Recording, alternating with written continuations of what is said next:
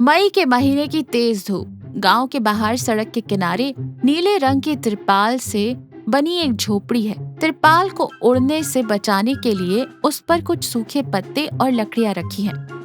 झोपड़ी के बाहर एक छोटे से चूल्हे पर बंसी की पत्नी फूलमती पसीना पोंछते हुए खाना बना रही है। पास ही एक टूटी चारपाई पर बंसी के पिता शंभू हाथ के पंखे से हवा कर रहे हैं। बंसी साइकिल का पुराना टायर ठीक कर रहा है। शंभू हाफते हुए कहता है, अरे बंसी, क्या आज ये सूरज भगवान हमें कच्चा ही चबा जाएंगे? मैंने अपनी जिंदगी में इतनी तेज धूप कभी नहीं देखी। आसमान से आग बरस रही है। बंसी माथे से पसीना पोंछते हुए कहता है, बापू, आग नहीं, तवा गर्म हो रहा है। हम सब इस तवे पर सिक रही रोटियां हैं। इस साइकिल के टायर को किसी तरह जोड़ लूं तो जाकर थोड़ी बर्फ ले आता हूँ। फूलमती चूल्हे की आग से परेशान होते हुए कहती है, बर्फ बाद में ले आना, पहले इस चूल्हे का कुछ करो। ऊपर आसमान से धूप, नीचे इस चूल्हे की आग। ऐसा लगता है किसी दिन मैं भी पककर सब्जी बन जाऊंगी। बंसी हंसते हुए कहता है, अरे भाग्यवान, अगर तुम सब्जी बन जाओगी तो मैं क्या खाऊंगा? वैसे तुम्हारी बातों में जो तीखापन और मसाला है वो किसी और सब्जी में कहाँ मिलेगा?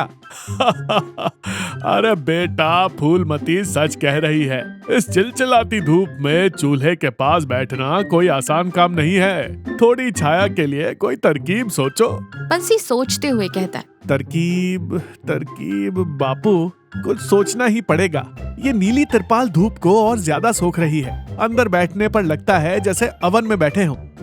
बंसी गांव की चौपाल पर बैठा है। बगल में गांव के वैद्य पंडित रमैया बैठे हैं। बंसी उदासी से कहता है, पंडित जी, इस धूप के कारण जीना मुश्किल हो गया है। फूलमती चूल्हे के पास जल रही है, बापू चारपाई पर उबल रहे हैं। समझ नहीं आ रहा क्या करूं। बंसी बेटा, इस बार गर्मी बहुत ज्यादा है, लेकिन हिम्मत रखो। याद रखो, आवश्यकता ही आविष्कार की जननी है। कुछ सोचो, ऐसा कोई रास्ता निकालो जिसमें कम खर्च हो। क्या सोचूं पंडित जी? पक्का घर बनाने के लिए पैसे नहीं है। ये नीली तिरपाल तो दुश्मन बन गई है। तभी चौपाल के कोने में पड़े एक पुराने फटे हुए छाते पर बंसी की नजर पड़ती है। बंसी आंखों में चमक के साथ कहता है, पंडित जी, मुझे एक कमाल की तरकीब सूझी है। बस आपका आशीर्वाद चाहिए। अगले दिन दोपहर का समय बंसी एक बड़ा सा बांस लाता है। उस पुराने छाते को बांस के ऊपरी हिस्से से बांध देता है। फूलमती हैरानी से कहती है, ये सब क्या है बंसी?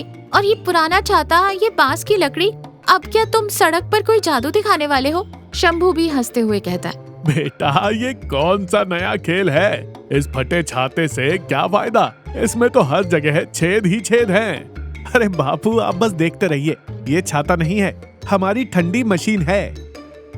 बंसी उस बांस को फूलमती के खाना बनाने वाली जगह पर जमीन में गाड़ देता है। फिर कुछ सूखी घास और पत्ते लाकर उस छाते के ऊपर फैला देता है।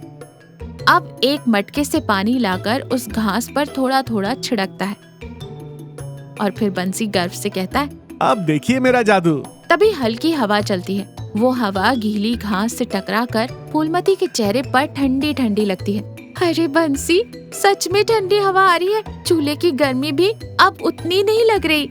शंभू खुशी से कहता है, वाह रे बंसी, कमाल कर दिया। इसे कहते हैं दिमाग का इस्तेमाल करना। ये सच में हमारे देसी एसी की तरह काम कर रहा है। कुछ दिनों बाद अब बंसी ने अपनी नीली तिरपाल वाली झोपड़ी के ऊपर भी सूखी घास की मोटी परत बिछा दी है और उस पर पानी छिड़क दिया है। झोपड़ी के अंदर अब पहले जैसी गर्मी नहीं है। फूलमती आराम से खाना बना रही है। शंभू चारपाई पर चैन से सो रहा है। फूलमती बंसी को खाना परोसते हुए कहती है, सच में बंसी, तुम्हारी इस तरकीब ने हमारी जान बचा ली। अब मुझे चूल्हे के पास उतनी गर्मी महसूस नहीं होती। अंदर बापू को भी कोई परेशानी नहीं है। बंसी हंसते हुए कहता है, मैंने कहा था ना भाग्यवान, मुसीबत कितनी भी बड़ी क्यों ना हो, अगर हम थोड़ा दिमाग लगाएं और एक दूसरे का साथ दें तो किसी भी मुश्किल को आसानी से पार कर सकते हैं। तभी गांव का अमीर सेठ धनीराम वहाँ से गुजरता है। वो पसीने से लथपथ है और हाँफ रहा है।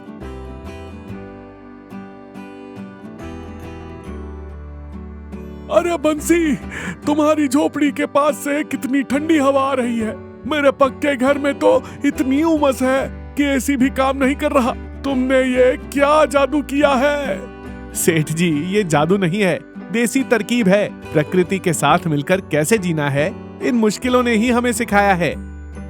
शंभू नींद से उठते हुए कहता है, सच है बंसी, पैसा सब कुछ नहीं खरीद सकता सेठ जी। कभी कभी सादा जीवन और सूझबूझ भी बहुत बड़ी खुशी देते हैं। सेठ धनीराम शर्मिंदा होकर कहता है, आपकी बात बिल्कुल सच है बंसी। मैं हमेशा सोचता था कि पैसे से ही खुशी मिलती है, लेकिन आज समझ आया कि असली खुशी संतोष और सूझबूझ में है। तो देखा, आवश्यकता ही आविष्कार की जननी है और संतोष ही सबसे बड़ा धन है। मुश्किल समय में रोने के बजाय अगर हम अपने दिमाग का इस्तेमाल करें और जो हमारे पास है उसी में खुश रहने की कोशिश करें, तो हम किसी भी समस्या का सामना कर सकते हैं। पैसे शायद केवल भौतिक सुख दे सकता है, लेकिन असली शांति हमारी सोच में और अपने लोगों के साथ रहने में है।